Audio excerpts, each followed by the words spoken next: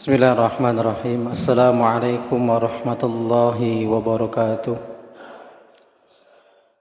Alhamdulillah wassalatu wassalamu ala Rasulillah wa ala alihi wa sahbihi wa mawalah. La hawla wa la quwata illa billah, amma ba'd. Hadirin jamaah salat subuh yang dimuliakan Allah, alhamdulillah semuanya sehat. Alhamdulillah. Ya. Di hari ini, di pagi ini, alhamdulillah kita bersyukur kita kembali akan mencas ru'yah kita, ya, agar lebih semangat lagi, lebih tetap istiqomah lagi kita dalam menjalankan amal ibadah kita. Alhamdulillah guru kita Ustadz Irfan Tajul Salatin sudah hadir di tengah-tengah kita, lagi-lagi untuk memberikan kita motivasi, semangat agar tetap bisa istiqomah pasca Ramadan, ya, karena ini yang berat. Ketika sudah lewat Ramadan biasanya agak turun nih, ya, amalan ibadah kita, semangat kita. Karena pagi hari ini kembali kita akan coba mendengarkan motivasi, nasihat yang akan beliau sampaikan. Seperti biasa, waktunya sampai dengan suruk, kemudian ada sarapan. Alhamdulillah ya, sudah selesai semua puasa Syawal ya. Alhamdulillah kita ada sarapan hari ini setelah kajian nanti. Demikian mukadimah dari saya. Kepada Ustadz dipersilahkan. Wabillahi taufik. Assalamualaikum warahmatullahi wabarakatuh.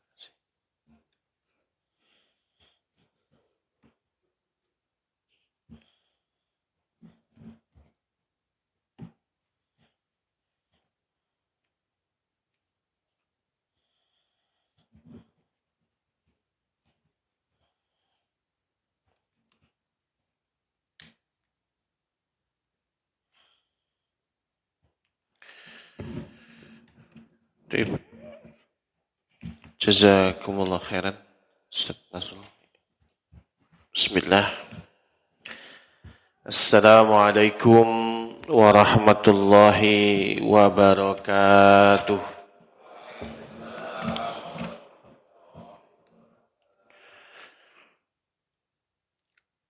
Innal hamdalillah nahmaduhu wa nasta'inuhu wa nastaghfiruh. ونعوذ بالله من شرور أنفسنا وسيئات أعمالنا من يهده الله فلا مضل له ومن يضلله فلا هادي له أشهد أن لا إله إلا الله وحده لا شريك له وأشهد أن محمدا عبده ورسوله لا نبي ولا رسول بعده أما بعد. قال الله تبارك وتعالى في القرآن الكريم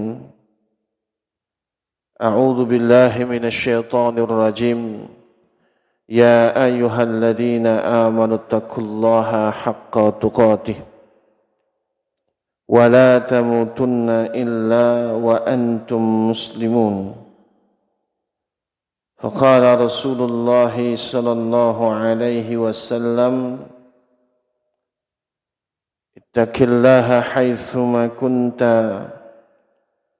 وأتبع السيئات الحسنات تمحوها وخالق الناس بخلق حسن. Bapak Ibu yang dirahmati Allah, alhamdulillah dengan izinnya kita dimampukan oleh Allah Ta'ala untuk bisa hadir di dalam majlis rutin kita, yaitu kajian Islam, dalam rangka untuk saling berwasiat, menasihati di dalam kebaikan dan juga kesabaran.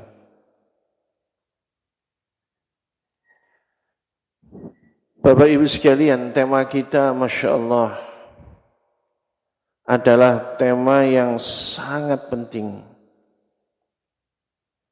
Tema yang menjadikannya sebagai perkara yang penting di dalam syariah. Makanya dari satu riwayat An Abi Amrin wa qila Abi Amrah, dari seorang sahabat yang bernama Abu Amrin, atau ada yang mengatakan beliau adalah Abu Amrah.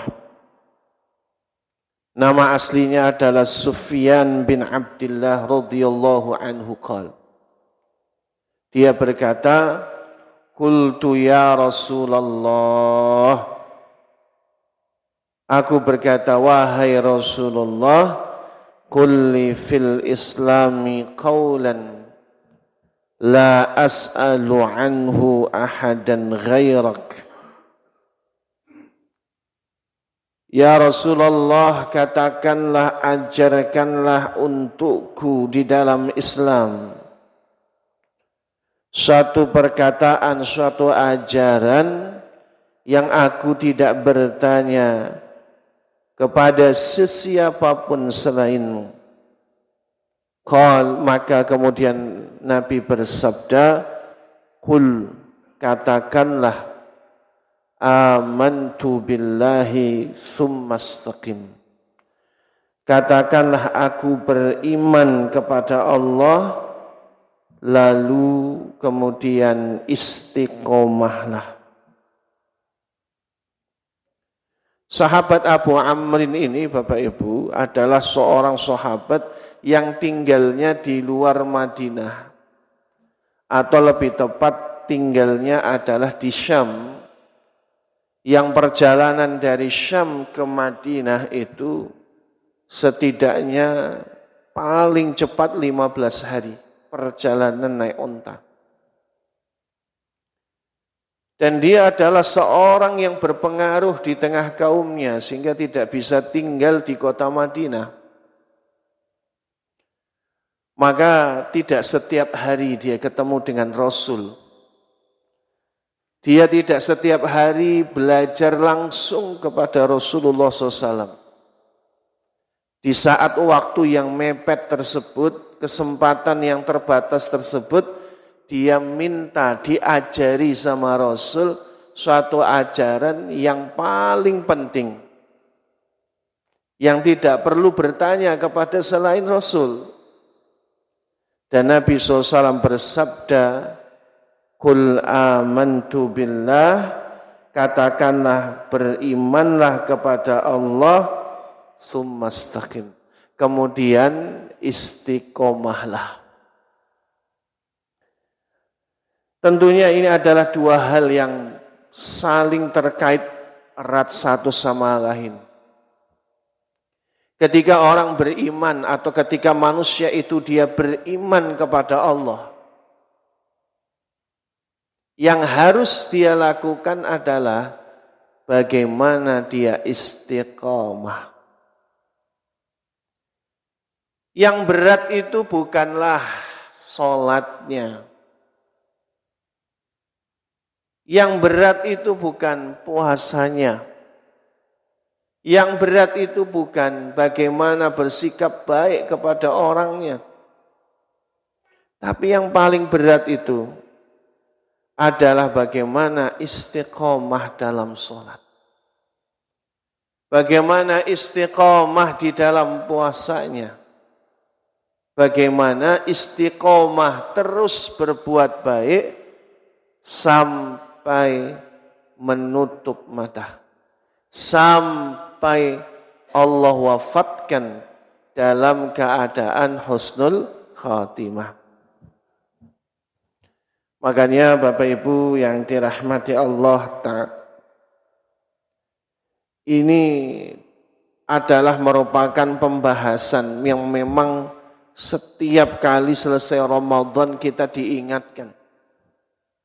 Bertahun-tahun ada orang ketika belum masuk Ramadan, dia banyak melakukan kelalaian. Lalu kemudian sadar dia masuk bulan Ramadan, dia singsingkan lengan bajunya, dia kemudian berupaya mendekatkan dirinya kepada Allah Ta'ala. Tapi pasca Ramadan, dia kembali ke asalnya, yang cenderung lalai, yang cenderung tidak taat sama Allah. Ketika dia belum datang Ramadan, buru-buru megang mushaf Al-Quran untuk dia baca. Tapi kemudian datang bulan Ramadan, dia kemudian membaca Al-Quran. Tapi pasca Ramadan, kembali ke asalnya. Tidak megang lagi mushaf Quran, tidak lagi baca Quran. Dulu sebelum datangnya Ramadan, buru-buru dia sholat malam. Dia banyak habiskan waktunya antara tidur dan kesibukannya dalam perkara-perkara yang enggak manfaat. Tapi kemudian datang bulan Ramadan, dia bisa sholat malam di bulan Ramadan yang sering disebut tarawih. Bahkan tidak tanggung-tanggung dia 11 rakaat setiap malam. Sama witir. Tapi ketika Ramadan selesai pula sholat malamnya. Tidak usah berhari-hari. Malam takbiran sudah enggak sholat. Ada banyak kaum muslimin tuh, dari hari pertama sampai hari terakhir Ramadan, rajin tarawihnya, sholat malamnya rajin. Begitu ada kabar, oh ini adalah hari Syawal, artinya lebaran besok hari, udah enggak sholat malam itu.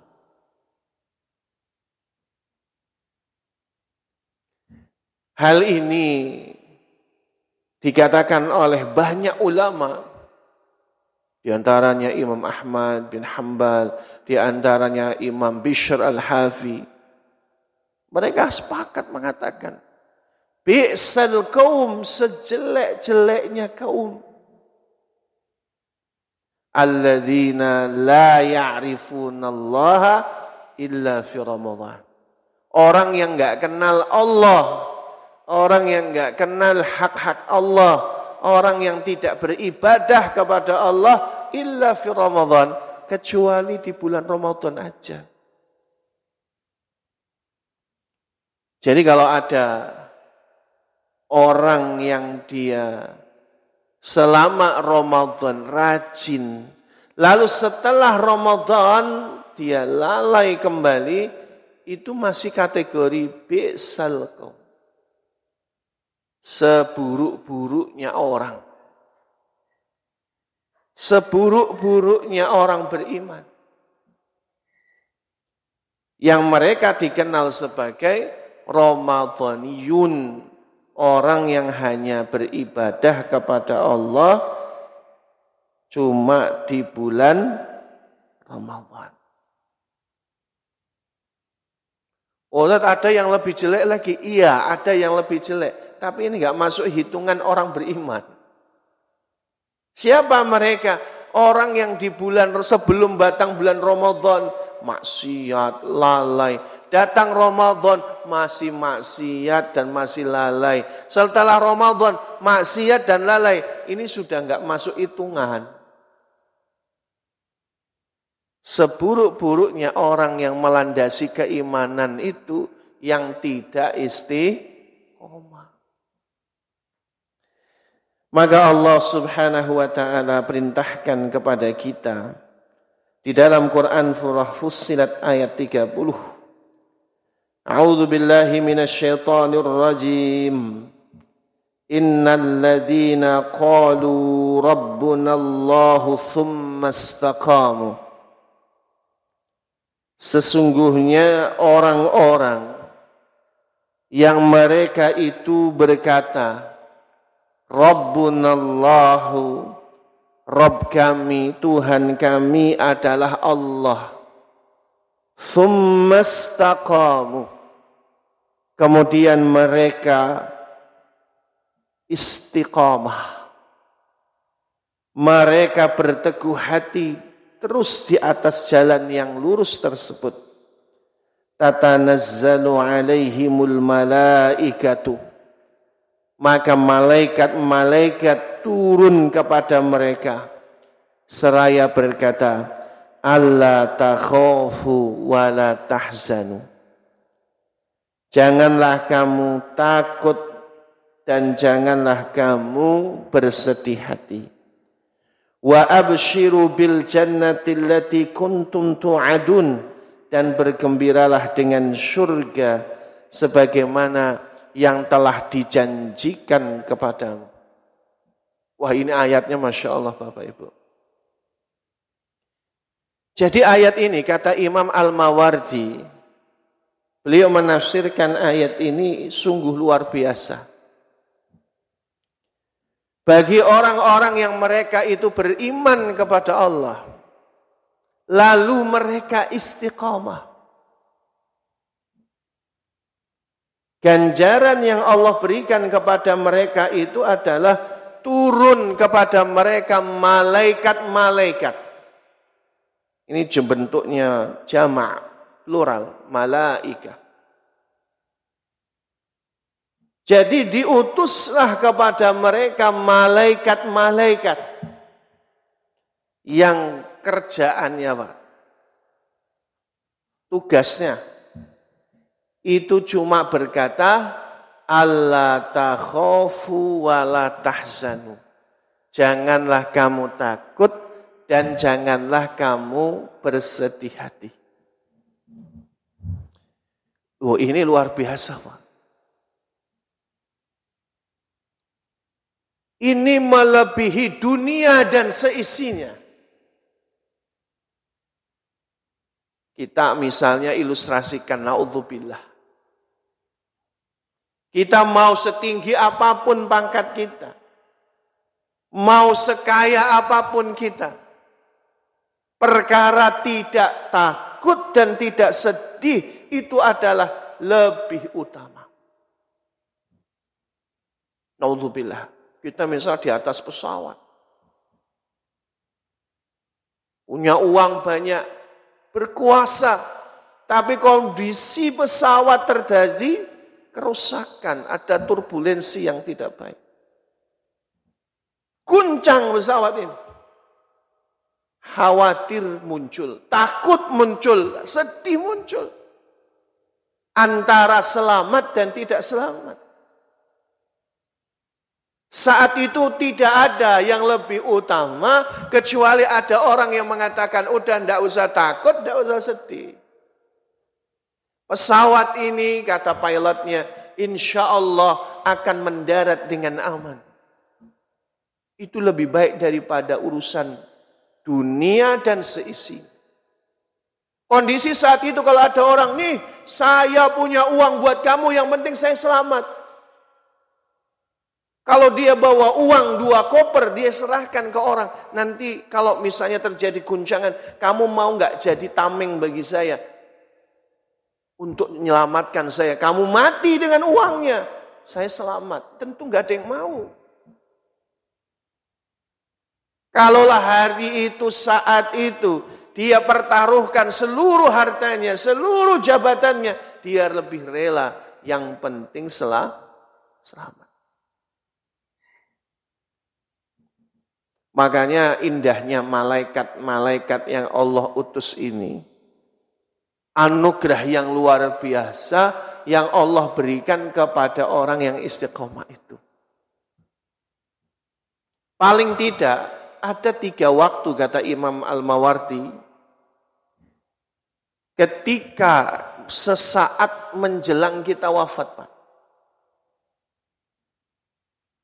Ketika kita menjelang wafat, itu seandainya ada satu perasaan yang muncul, maka perasaan yang muncul itu pasti adalah rasa takut dan sedih. Misal, malaikat sudah nongol nih. Saya malaikat maut nih, gimana?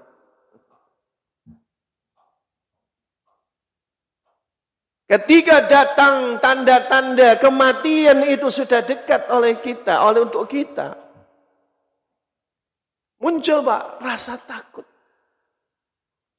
Takut yang pertama ini adalah rasa takut bagaimana nasib kita nanti di akhirat. Kan nggak jelas.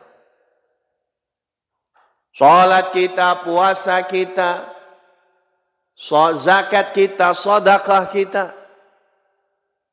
Itu nggak ada garansi diterima di sisi Allah dan tidak ada garansi itu kemudian menyebabkan kita masuk surga. Karena kita nggak tahu kualitasnya.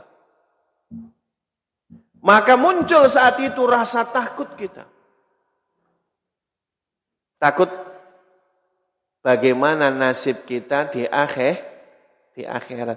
Kita masuk orang yang diberi nikmat atau diberi azab. Lalu muncul yang kedua rasa sedih. Kenapa sedih? Meninggalkan orang-orang yang kita sayangi di dunia. Karena kita bentar lagi mau wafat. Kita sedih itu. Bagaimana nasib mereka di dunia setelahku? Apakah nanti dikumpulkan kembali bersamaku? Maka muncul rasa sedih yang hebat. Saat itulah Allah utus malaikat. Bukan malaikat pencabut nyawa, tapi malaikat yang lain.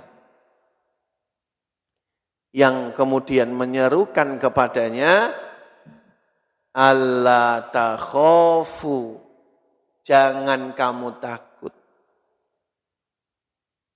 Kenapa jangan kamu takut? Jangan kamu takut tentang nasibmu di akhirat. Karena kamu beriman dan istiqamah,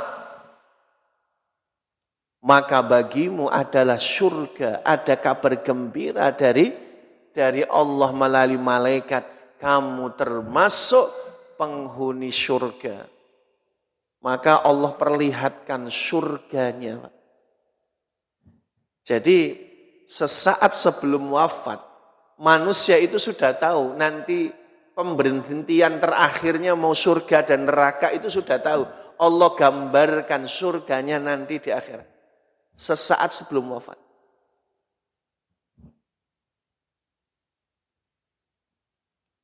Kemudian dia malaikat berkata, la tahzanu, jangan kamu sedih. Istrimu, suamimu, anakmu, orang tuamu, sanak saudaramu dalam jaminan Allah. Dan kelak ketika mereka beriman kepada Allah akan dikumpulkan bersamamu di surga. Makanya itulah kebanyakan kalau orang yang husnul khatimah ketika dia wafat itu Pak, wajahnya berseri-seri tersenyum kalau husnul khatimah. Kenapa? Kayak itu. Malaikat diutus kepada mereka, alla takhafu wa la tahzanu, lalu dikampaikan kabar gembira mereka masuk surga, ditampakkan baginya surganya. Maka apa yang dilakukan hamba itu Pak? Bahkan ketika dia menuju ke alam barzakh, tidak ada doa kecuali dia ingin segera berkumpul dengan keluarganya. Maka orang yang husnul khotimah itu doanya supaya cepat kiamat, supaya cepat ketemu dengan keluarganya. Allahu Akbar. Yang kedua, kapan Pak? Saat dibangkitkan. Ketika di padang mahsyar itu dikumpulkan, matahari itu tinggal satu hasta. Satu hasta Pak. Satu hasta itu 50 cm. Kalau hitungan hasta kita. Tapi para ulama beda pendapat apakah itu hasta hitungan kita, apa hasta hitungan Allah. Kita nggak tahu. Dan masing-masing manusia seluruhnya dari zaman Nabi Adam alaihissalam sampai manusia yang terakhir dikumpulkan di tanah yang pasir, yang putih, yang tidak ada gelombang. Mereka telanjang, tidak menggunakan sandal. Kumpul semua. Antri, Pak. Yang hari-hari itu dalam riwayat, satu hari bagaikan 50.000 tahun. Jadi satu hari itu Pak, di Yaumil Mahsyar, rasanya seperti 50.000 tahun hidup di dunia. Maka dikatakan di dalam hadis itu, ada mereka yang tenggelam karena keringatnya. Itu disebabkan dosa-dosanya di dunia. Jadi ada manusia sampai tenggelam dengan keringatnya sendiri. Karena dosa-dosanya. Saat itu adalah saat hampir-hampir dikatakan tidak ada harapan. Keistimewaan orang istiqomah itu diutus lagi malaikat. Alla takhafu wala tahzanu. Kamu tidak usah takut. Bagi orang lain satu hari bagaikan 50.000 tahun. Tapi bagi dirimu khusus bagi orang yang istiqamah. Satu hari illa sa'atan fin nahar. Itu rasanya cuma 1 jam saja di siang hari. Dan Allah berikan kepadanya naungan dari matahari yang terik. Orang kepanasan, dia enggak kepanasan. Allahu Akbar. Dan yang ketiga, kata Imam Al-Mawardi, itu adalah sesaat ketika kita mau menyeberang sirat. Jadi kalau sudah mahsyar selesai, hisab selesai, mizan semua selesai itu, maka ada namanya as-sirat, jembatan yang membentang, membelah antara surga dan neraka. Yang sirat ini lebih tipis daripada rambut, lebih tajam daripada sebilah pisau, dan kondisinya gelap.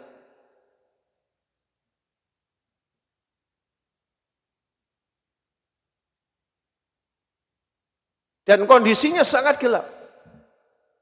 Tadi kita dalam kondisi sholat, Ustaz Nasrul menyampaikan tentang ayat surah Al-Baqarah itu, Masya Allah itu gambaran itu. Jadi ketika di sirat itu ada namanya nur cahaya. Bagi orang beriman dikasih cahaya. Tapi bagi orang munafik nanti, falamma adha'at ma haulah, maka ketika itu kemudian hilang tuh cahayanya. Jadi ketika kita di sirat itu Pak, gelap semua. Maka malaikat datang lagi, Allah takhafu wa la tahzanu. Kamu tidak usah takut, tidak usah sedih. Dikasih cahaya sama Allah. Orang beriman tuh dikasih cahaya untuk menyeberangi sirat. Orang munafik dikasih cahaya, cuma di tengah jalan diambil cahayanya. Ditipu sama Allah. Yukhadi'un Allah. Mereka itu hendak menipu Allah. Wa ma yakhda'una illa anfusahum wa ma yash'urun. Itu mereka cuma nipu diri mereka sendiri. Allah balas tipuannya itu nanti saat menyeberang sirat. Maka Bapak Ibu sekalian, Fussilat ayat 30 ini memberikan suatu kabar gembira bagi orang yang istiqomah. Cuma memang istiqomah itu berat. Ganjarannya segitu luar biasa, makanya istiqomah itu berat. Untuk apa kita istiqomah di situ kan? Perkara apa yang harus kita istiqomah itu juga sesuatu yang luar biasa. Bukan hanya persoalan amalan, Pak. Ayat ini kata Imam Al-Mawardi ada 6 hal yang harus kita istiqomah. Yang pertama adalah istiqomah Tuhan kita adalah Allah. Ini kaitannya dengan tauhid. Jadi orang yang istiqamah, orang yang beriman dan bertauhid kepada Allah saja. Kenapa demikian? Karena orang yang melakukan perbuatan syirik tidak diampuni sama Allah Ta'ala. Innallaha la yaghfiru ayyushraka bihi wa yaghfiru ma duna dzalika liman yasha. Sesungguhnya Allah Tabaraka wa Ta'ala itu tidak mengampuni dosa syirik, tapi mengampuni dosa selain syirik. Makanya kita harus istiqamah di situ. Tuhan kita hanya Allah Ta'ala. Loh, ini perkara yang tidak gampang Pak, untuk di akhir zaman. Nabi SAW bersabda, badirul a'mali fitanan. Ayo lakukan segera amalan-amalan sebelum datang fitan. Fitan di situ adalah jamak dari kata fitnah. Fitnah ini adalah malapetaka. Fitnah kalau dalam sudut pandang Islam itu artinya malapetaka yang menghancurkan agama. Yang nanti datangnya itu di akhir zaman. Saking beratnya fitnah di akhir zaman itu, kaqita'il lailil muzlim. Seperti potongan malam yang gelap. Saking gelapnya, laisa bi kharijim minha. Dia enggak tahu bagaimana jalan keluarnya. Jadi kalau nanti di akhir zaman, kita sebenarnya sampai pada taraf hampir penghujung akhir zaman. Sampai nggak bisa membedakan mana yang benar, mana yang salah. Sampai nggak bisa membedakan mana prinsip dan mana yang tidak prinsip. Mana iman, mana kufur, mana tauhid, mana syirik. Sampai nggak jelas.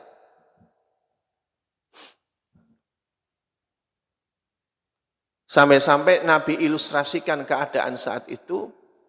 Kana rajulu yusbihu mu'minan wa yumsi kafiran. Wa kana rajulu yumsi mu'minan wa yusbihu kafiran. Saking gawatnya. Pada saat itu Nabi ilustrasikan Bapak Ibu. Ada seseorang yang subuh hari, pagi harinya muslim. Tapi sore harinya udah kafir. Ada seseorang yang sore harinya muslim atau mukmin, tapi pagi hari berikutnya sudah kafir. Saking beratnya itu Pak. Sekarang udah luar biasa loh Pak. Nah ini perlu kita pahami Bapak Ibu. Anak-anak muda kita ini ya Allah. Kalau di kota-kota besar itu udah sampai pada pemahaman agnostik. Agnostik itu tidak ateis, dia percaya Tuhan, tapi tidak mau terikat dengan agama. Agnostik namanya. Jadi dia percaya sama Tuhan, tapi tidak mau terikat dengan agama. Pemahamannya ini kan, Masya Allah ya, Subhanallah masa. Di setiap tempat, di media sosial, elektronik, digital terutama. Tiap hari disampaikan. Maka muncul orang-orang yang dia percaya Tuhan, tapi tidak mau dia terikat dengan agama. Makanya kalau dia kemudian punya kekasih yang agamanya beda, gampang aja dia ganti status KTP-nya. Karena memang dari awal, ini cuma status KTP, Pak. Bagi dia tidak masalah, gitu. Tuh, cuma gara-gara wanita. Cuma gara-gara pasangan. Kafir, Pak. Murtad. Lah orang tuanya, oh dengan dalil toleransi, saya tidak bisa maksa agama anak saya. Ya Allah, dari mana pemahaman ini? Pemahaman ini lagi-lagi orang tuanya terkena pemahaman barat. Islam gak gitu Bapak Ibu. Orang tua tetap bertanggung jawab. Urusan imannya, urusan kekufurannya, anak-anaknya. Makanya coba tengok dalam Al-Baqarah. Ketika Nabi Ya'qub idhadhar Ya'qub al-maut. Ketika Nabi Ya'qub bentar lagi sampai padanya kematian. Kumpulkan anak cucunya. Apa yang dikatakan oleh Nabi Ya'qub? Bukan bagaimana karirmu, bagaimana duniamu, enggak. Yang ditanya, ma ta'buduna min ba'di. Apa yang nanti kau sembah setelah aku wafat? Urusan iman, Mbak. Urusan akidah ini. Urusan iman, urusan akidah. Jadi nggak bisa orang tua, oh dia sudah 17 tahun, sudah bebas dia memilih agamanya. Pakai dalilnya apa Pak? Surat Al-Baqarah. La ikraha fiddin. Surat Al-Baqarah 256. Setelah ayat kursi. Tidak ada paksaan dalam agama. Dipakai ayatnya. Ini Pak ayat bukan untuk anak kita. Ini ayat kepada orang lain yang kafir, nggak boleh dipaksa masuk Islam. Kalau orang lain yang kafir, lalu kita dakwahi pakai pedang, nah itu nggak boleh. Nggak boleh, itu paksaan namanya. Islam nggak boleh ada paksaan. Tapi kalau ada anak kita, tanggung jawab kita, sampai akhirat itu akan ditanya sama Allah. Dia muslim, nanti terancam kufur. Oh udah saya nggak maksa dia kok. Ini nggak dipakai ayatnya Pak. Ayat ini khusus untuk orang kafir, nggak boleh dipaksa masuk Islam. Tapi kalau ada anak kita, oh jangan sampai kita bisa biarkan. Anak cucu kita jadi kafir itu nggak boleh. Itu tanggung jawab orang tua. Kullukum ra'in wa kullukum mas'ulun an ra'yatih hatta yus'alur rajul an ahli baitih. Setiap kalian adalah pemimpin dan akan ditanya atas apa yang dipimpinnya. Sampai nanti orang tua akan ditanya tentang anggota keluarganya. Jadi perkara tadi nggak enteng Mbak. Ini kalau kita biarkan dan tidak perhatian itu bahaya. Saya pernah dimintain tolong gitu, Ustaz tolong dakwahi anak saya. Anak saya sudah tidak mau sholat. Maka saya datangi anaknya sudah agnostik. Sangat agnostik, sudah tidak mau lagi urusan persoalan itu. Percaya Tuhan, tapi tidak mau terikat dengan agama. Ketika saya sampaikan ayat, hadis, dia tolak. Maaf ya, kalau ayat dan hadis saya tidak sepakat. Ustadz silakan ngomong ke saya, ajari saya, tapi jangan pakai Al-Quran dan hadis. Saya juga dalam kondisi tidak percaya sama Al-Quran dan hadis. Saya percaya Tuhan, tapi Al-Quran dan hadis saya tidak mau terikat. Jadi kalau mau ngomong tanpa Al-Quran dan hadis.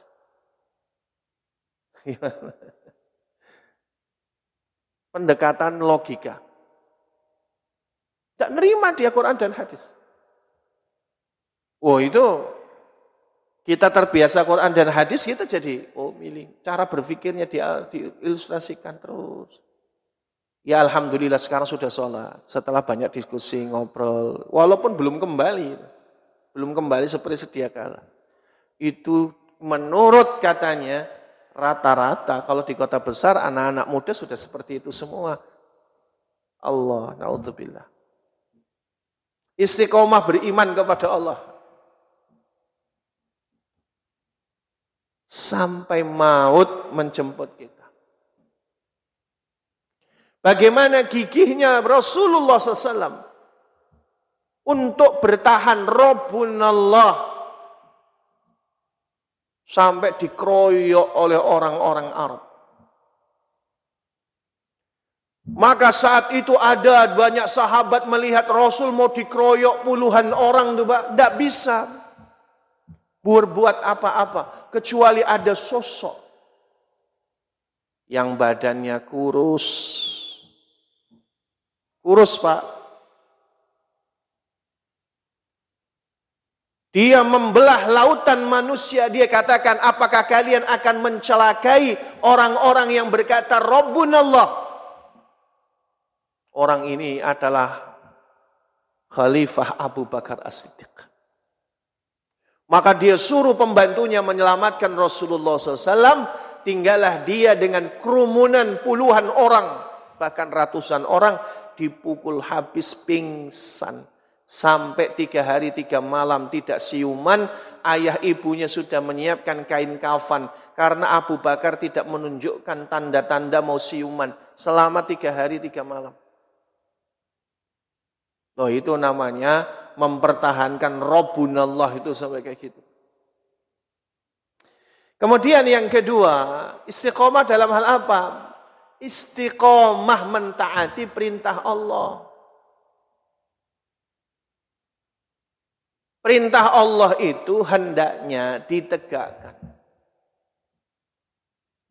Jangan sampai kita tinggalkan. Karena al-aslu fil amri, dasarnya perintah itu yahtadi lil wujub, perkara yang wajib. Kalau perkara yang wajib ya harus ditegakkan. Maka kemaksiatan itu bukan hanya zina. Kemaksiatan itu bukan hanya berjudi, makan babi, bukan.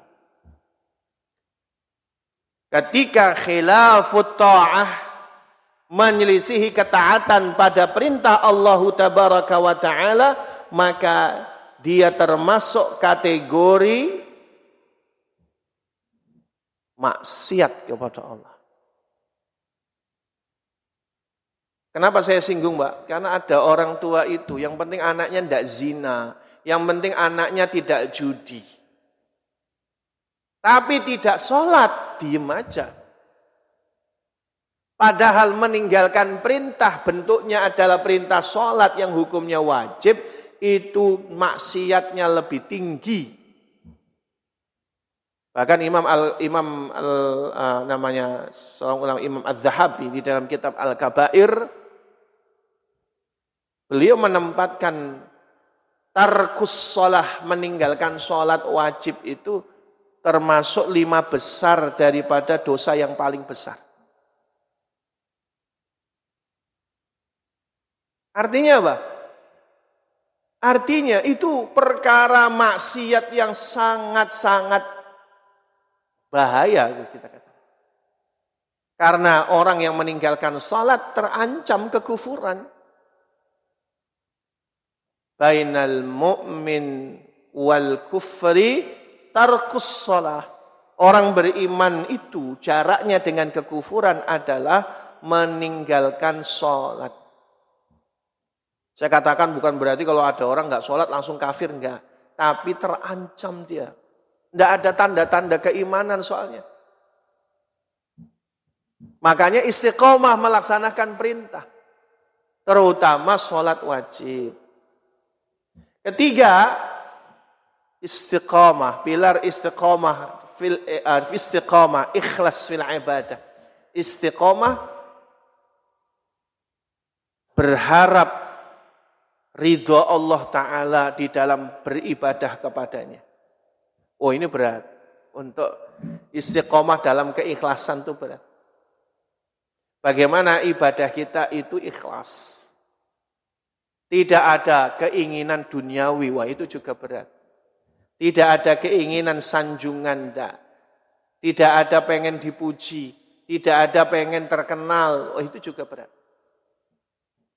Bahkan perkara menetapkan hati di dalam keikhlasan itu adalah merupakan amalan terberat, kata para ulama. Kemudian yang keempat, ikhlas antara menjaga istiqamah antara perkataan dan perbuatan. Ada kesesuaian antara perkataan dan perbuatan yang kita lakukan. Kita mengaku beriman, ya perbuatannya beriman. Kalau kita mengaku tentang kebenaran, ya lakukan kebenaran. Oh, ini perkara yang juga berat. Istiqomah dalam perkataan dan perbuatan. Menyesuaikan apa yang dikatakan, ya dia yang kerjakan. Maka sifatnya orang ahlul kitab itu adalah antaqulu ma la taf'alun. Itu orang yang dia suka berkata yang tidak kerjakan. Ngomong doang itu, Pak. Istiqomah antara perkataan dan perbuatannya supaya tidak mengatakan atau tidak hanya omongan aja. Janji-janjinya harus ditepati. Dia harus jujur. Makanya ketika kita bicara alamatul munafik, tanda orang munafik itu ya idza hadasa kadzaba wa idza wa'ada akhlafa wa idza tumina khana. Kalau berkata dusta, kalau berjanji ingkar, kalau dikasih amanah khianat. Wah, itu harus istiqomah antara perkataan dan perbuatan kita. Kemudian istiqamah fis sirri wal alaniyah, antara yang tersembunyi dan yang nampak. Apa yang tersembunyi dan yang nampak? Istiqomah saat kita sendirian dan istiqomah ketika ada di sisi manusia. Kalau di sisi manusia kita lebih relatif terjaga. Ada rasa malu lah. Tapi ketika kita sendirian, apakah kita bisa istiqomah? Makanya salah satu di antara amalan yang terberat menurut ulama itu adalah al-wara'u 'indal khalwah, yaitu dia bersikap wara', menjaga diri dari perbuatan perkataan yang haram ketika dia sendirian. Bagus di rumah, Pak. Ada orang tuh bagus banget di rumahnya. Bagus banget di kompleknya, tapi giliran luar kota, nah kayak serigala. Ada enggak, Pak?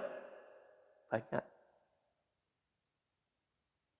Nah, ini istiqomah. Mau ada orang, enggak ada orang, dia tetap istiqomah. Sandarannya Allah yang memersaksikan. Allah yang maha melihat.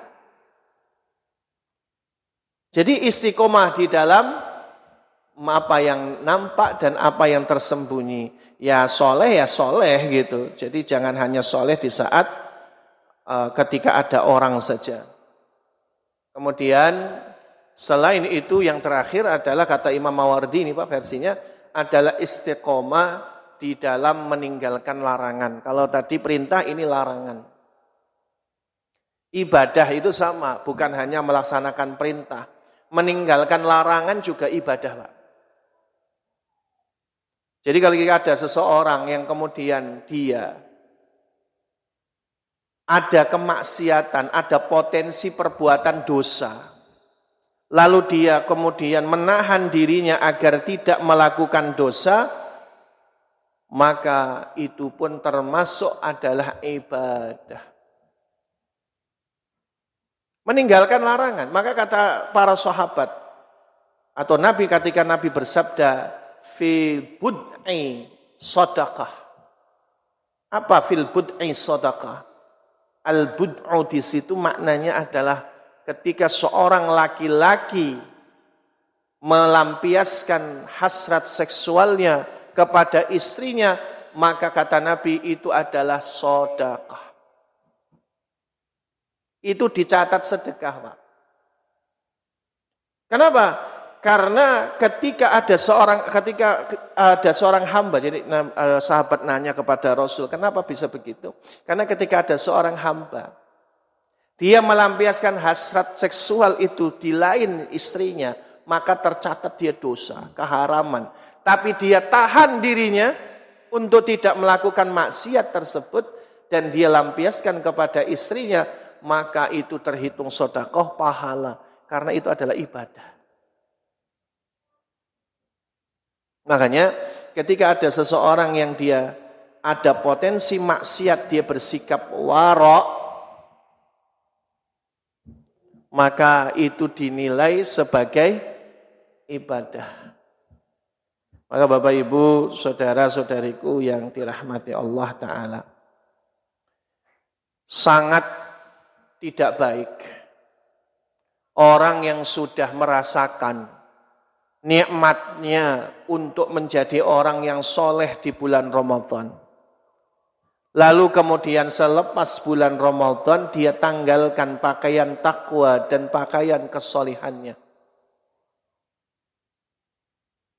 Orang yang paling malang bukan orang yang tidak beribadah. Orang yang paling malang itu kata para ulama, itu adalah orang yang telah mencicipi nikmatnya ibadah, lalu dia tinggalkan. Ada makanan yang enak, lezat, tapi kita nggak pernah ngerasain, ya kita nggak pernah bayangin enaknya. Jadi kalau kita nggak makan, ya nggak masalah. Tapi ada orang yang sudah nyicip, pernah makan makanan yang enak. Makanan yang enak itu selalu dihamparkan. Kok nggak dimakan lagi? Itu orang yang paling malang. Jadi orang yang malang itu, orang yang sudah merasakan nikmatnya sholat tarawih, tapi kok nggak dilanjutkan dengan sholat malam di selain Ramadan. Orang yang paling malang adalah orang yang telah merasakan nikmatnya, manfaat yang luar biasa dari puasanya, tapi nggak dilanjutkan 6 hari di bulan Syawal. Paling malang gitu. Kenapa? Karena satu, kok ada sesuatu yang nikmat kok ditinggalkan. Belum lagi kalau kita bicara bahwa kata para ulama, mereka mengatakan bahwa jazaul hasanat al-hasanatu ba'daha. Balasan atas kebaikan kita di bulan Ramadan, kalau kebaikan itu diterima, maka akan melahirkan kebaikan setelahnya. Jadi kalau kita memastikan amalan ibadah kita diterima, tidak ada yang bisa memastikan.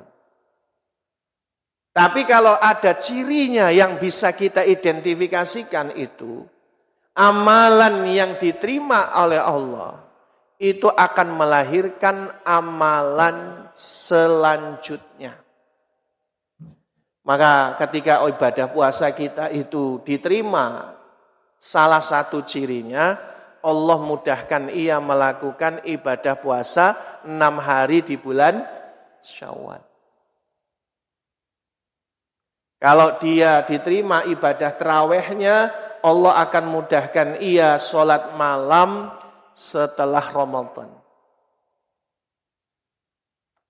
Sedangkan sebaliknya, mafhum mukhalafahnya, kalau seandainya ada seseorang di bulan Ramadan, dia ibadah yang baik, tapi setelah Ramadan dia tanggalkan kebaikannya, kita harusnya khawatir, jangan-jangan amalannya tidak diterima.